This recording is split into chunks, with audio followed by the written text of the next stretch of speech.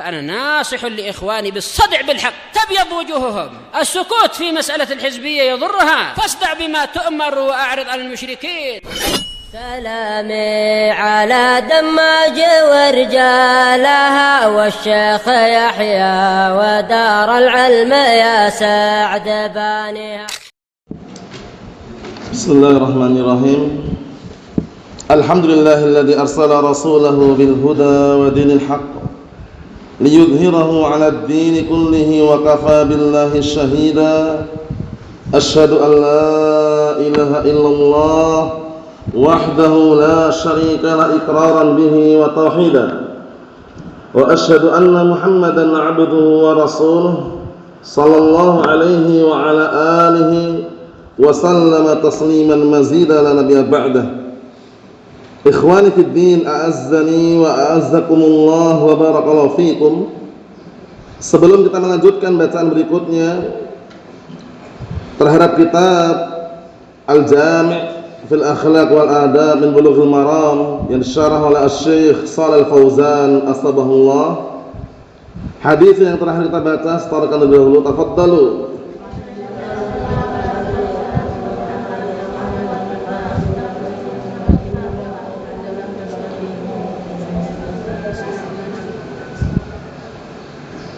Na'am, ahsantum barakallahu fiik, a'anakumullah. Kita lanjutkan halaman 229. Qala al-mu'allif asbahullah ma jaa'a fi fadlil mu'min al-qawi, yaitu dalil yang datang mengenai keutamaan orang yang beriman yang kuat.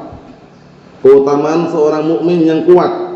Kuat di sini jangan sampai disalahpahami hanya kuat badan dan fisiknya. Tapi kuat di sini yang diinginkan adalah kuat imannya, keimanan yang kuat, yang kaitannya dengan hati, bukan semata-mata hanya fisiknya, badannya yang kuat. Kita lihat hadisnya. Wa an Abi Hurairah radhiyallahu anhu qala Rasulullah sallallahu alaihi wa ala alihi wasallam, al-mu'minul qawiyyu khairun wa ahabbu ila Allah minal mu'minidh dha'if. Wa fi kullin khairun. Ihris ala ma yanfa'uka wasta'in billah wa la ta'jaz. Wa in asabaka syai'un fala taqul law anni fa'altu kadza kana kadza wa kadza, walakin qul qadarullahi wa ma syaa fa'al. Fa inna law taftahu 'amal syaitan. Akhrajahu Muslim. Hadis ini nampaknya panjang tapi sering antum dengar sehingga mudah dihafalkan. Kita artikan barakallahu fiik dari hadisnya Abi Hurairah radhiyallahu anhu, Abdurrahman bin Sakhr ad-Dawsi radhiyallahu anhu. Beliau berkata, telah bersabda Rasulullah sallallahu alaihi wa ala alihi wasallam, orang mukmin yang kuat itu lebih baik dan lebih dicintai oleh Allah Subhanahu wa taala dibandingkan orang mukmin yang lemah. Nanti kita lihat penjelasannya dan juga sudah kita lewati pembahasannya secara global. Yang diinginkan kuat di sini bukan kuat badan dan fisiknya, semata-mata bukan itu, tapi adalah yang kuat imannya, keimanannya. Kemudian apa kata beliau alaihi salatu wassalam, wa fi kullin khairun, tapi masing-masing ada kebaikan. Yang beriman imannya kuat ada kebaikan, bahkan lebih baik. Yang beriman imannya lemah pun ada kebaikan karena masih beriman.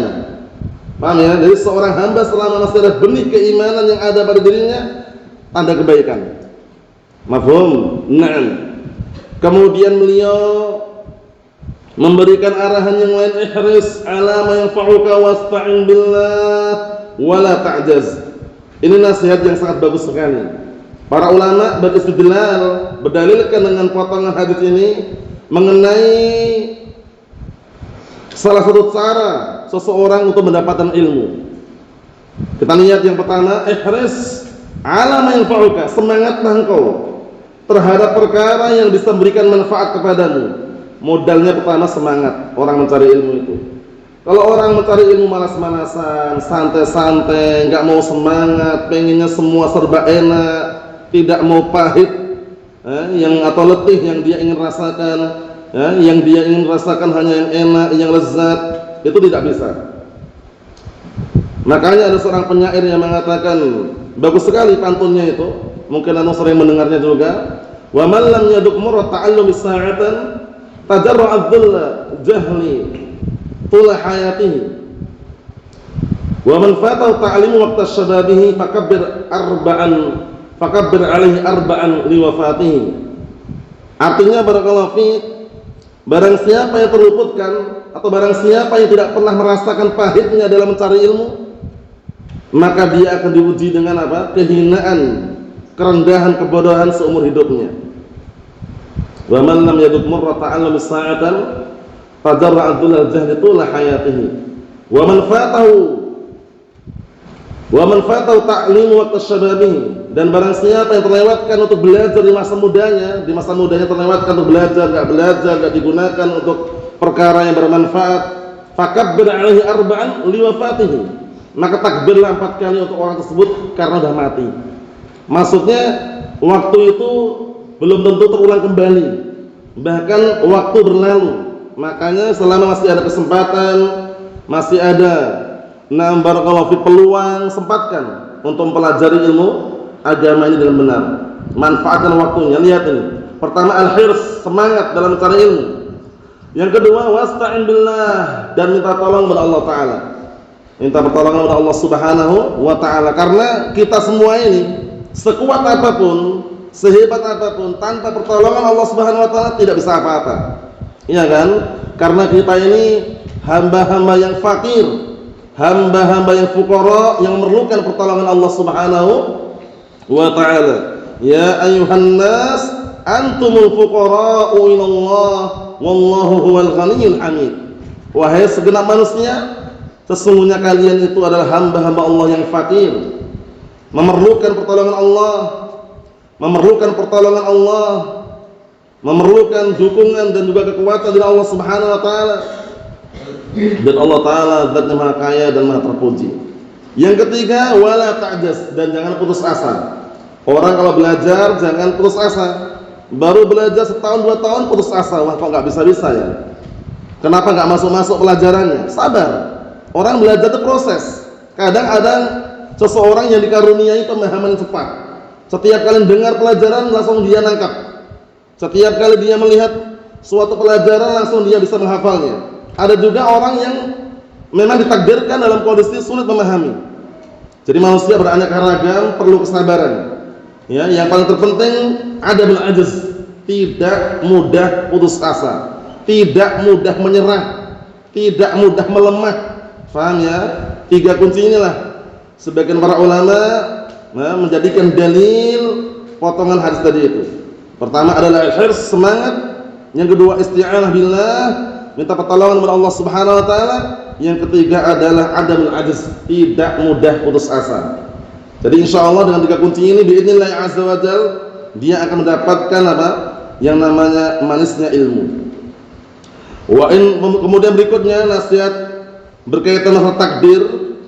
Wa in asabaka syai'un fala taqul law anni fa'altu kadza kana kadza wa kadza, walakin qul qadarullahi wa ma syaa fa'al. Masyaallah. Fa inna law taftahu amal syaitan.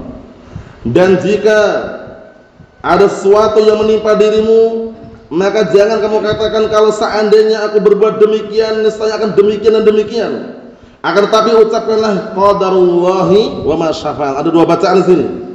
Antum baca dengan fi'il madhi boleh, qadarullahu wa ma syaa fa'al, atau dengan mudhaf ilaih, qadarullahi wa ma syaa fa'al. Artinya sama.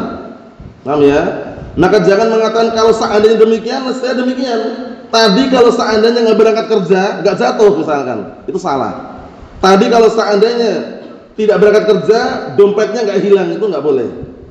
Paham ya? Karena itu namanya law, untuk perkara yang sudah terjadi dan musibah yang menimpa dirinya. Paham ya? Nah, barakallahu fiik. Terus bagaimana? Walakin qul, akan tapi ucapkanlah qadarullahi wa ma syaa fa'al. Itu semua adalah takdir Allah, dan apa-apa yang Allah telah kehendaki pasti terjadi. Paham ya? Yang namanya manusia kalau diuji di poin ini ya, ngomel-ngomel dulu, teriak-teriak dulu, setelah itu baru qadarullah ma syaa fa'al. Yang manusia seperti itu. Iya kan?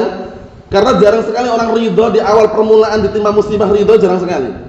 Misalkan dia taruhlah sedang berangkat aktivitas atau kerja, dompetnya hilang padahal isinya 5 juta dompetnya itu. Jarang sekali dia langsung mengatakan qadarullah masyafa'al. Paling-paling ngomel-ngomel dulu biasanya orang-orang itu ya, ngomel-ngomel dulu. Wah, tadi kalau nggak berangkat kerja nggak jatuh dompetnya, tadi kalau nggak berangkat nggak hilang dompetnya. Setelah lama berpikir qadarullah masyafa'al. Paham ya? Padahal di awal permulaan musibah itulah kesabaran yang paling afdal. Iya kan? Innamas sabru 'inda sadamatil ula. Sesungguhnya kesabaran yang hakiki yang paling afdal adalah di awal permulaan ditimpa musibah. Jadi ini solusi. Kalau suatu perkara musibah menimpa kita, maka jangan dia mengatakan kalau seandainya demikian, saya demikian. Cukup dia mengatakan qadarullah masyafa'al. Paham ya? Ini sandaran yang bagus, menyandarkan takdir Allah Subhanahu wa taala. Karena bagaimanapun kehilangan tadi takdir Allah gitu loh ya. Kita pengennya nggak hilang, ya kan? Pengennya itu semuanya berjalan mulus, tidak hilang dompetnya misalkan, dan juga pengennya tidak timpa musibah. Tapi terkadang barakallahu fiik yang namanya musibah datang. Maka sandarkan barakallahu fiik bahwasanya itu semua terjadi dengan takdir Allah Subhanahu wa taala. Kenapa enggak diperbolehkan menggunakan lau? Fa inna lau taftahu amal syaitan. Dikarenakan lau mengandai-andai, andai kata, dua seandainya, itu membuka amalan setan. Yaitu apa? Ujung-ujungnya dia akan mengingkari takdir. Karena takdir itu rahasia Allah SWT yang mana sebutkan dalam Al-Quran Karim. Kenapa kita diwajibkan untuk beriman takdir? Yang pertama, agar tidak terlalu bangga dengan perkara dunia yang kita dapatkan, dan juga tidak terlalu sedih dengan perkara dunia yang terlewatkan. Paham ya? Likaila ta'saw 'ala ma fatakum wa la tafrahu ma atakum. Tujuannya. Tujuan beriman dengan takdir adalah agar kalian tidak terlalu putus asa terhadap perkara dunia yang terluputkan, dan juga agar tidak terlalu bangga senang dengan perkara dunia yang dapatkan. Semua itu ujian dari Allah Subhanahu wa taala. Mafhum? Terus kapan diperbolehkan menggunakan lau ini? Paham ya? Nah, barakallahu fiik. Poin tadi diperbolehkan, yaitu ketika timpa musibah, afan. Kapan diperbolehkan lau? Lau kalau perkara yang akan datang dan itu perkara yang baik. Itu boleh. Paham ya? Contohnya, kalau seandainya aku punya uang, misalnya nanti aku akan umrah. Boleh. Boleh enggak itu? Boleh, namanya tamanni. Paham ya? Walaupun menggunakan laita tapi seringnya lau. Iya kan? Laitani malan fa aku jabih. Kalau seandainya andai kata aku punya harta, misalnya aku akan berhaji dengannya. Itu kan mengandai-andai. Tapi kan berkeinginan, berniatan perkara yang baik yang akan datang, lau, enggak masalah. Tapi lau untuk perkara musibah yang menimpa dirinya yang sudah terjadi, kalau seandainya tadi demikian, saya demikian, itu dilarang. Kalau seandainya tadi lewat jalan kami tidak jatuh. Kalau seandainya kami tadi tidak naik di atas atap, kami tidak jatuh. Kalau seandainya tadi kami tidak megang pisau, misalnya tangan kami tidak kena pisau, itu nggak boleh. Sudah terjadi semuanya. Itu cukup diucapkan qadarullah masyafa'al. Sudah pahami ya? Nah, kapan dilarangnya berhujah takdir? Ketika melakukan kemaksiatan. Jadi pelaku maksiat itu nggak boleh dia berhujah dengan takdir. Paham ya? Memang semua yang terjadi itu dengan takdir Allah Ta'ala, benar memang. Tapi ketika seorang berbuat kemaksiatan, itu pilihan dia. Karena hamba punya pilihan, punya kehendak, punya keinginan. Itu adalah prinsip akidah Ahlus Sunnah wal Jamaah. Oleh karena itu waktu itu di zaman Umar Khattab radhiyallahu anhu ada seorang pencuri. Pencuri ini ketika ingin dipotong tangannya berhujah takdir dia. Paham ya? Ketika ingin dipotong tangannya dia mengatakan mahlan ya Amirul Mukminin, inna masaraktu biqadarillah, katanya. Tunggu dulu wahai Amirul Mukminin.